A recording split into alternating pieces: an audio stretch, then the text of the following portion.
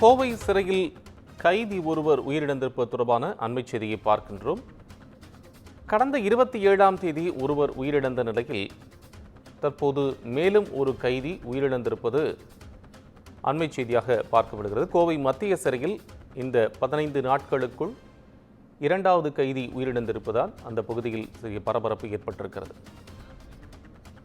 விவரங்களுடன் செய்தியாளர் ஞானசேகரன் இணைப்பில். ஞானசேகரன், இது தொடர்பான உங்கள் விவரம்.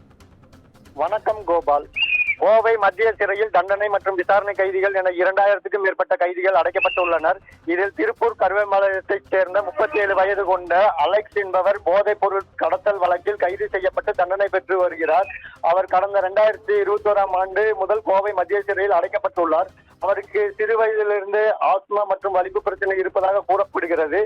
இதனால் அவருக்கு சிறை மருத்துவமனையில் சிகிச்சை அளிக்கப்பட்டு வந்த நிலையில் இதற்கிடையே அவருக்கு நோய் பாதிப்பு அதிகமானதாக கூறி இதனால் அவர் கோவை அரசு மருத்துவமனையில் சிகிச்சைக்கு அனுமதிக்கப்பட்டார்.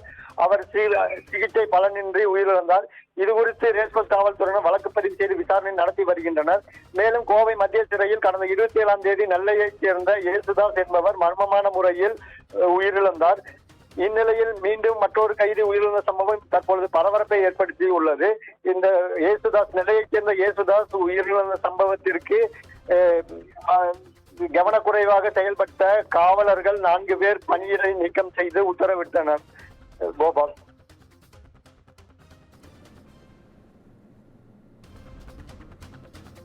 நன்றி ஞானசேகரன், உங்கள் அண்மை விவரங்களுக்கு நன்றி.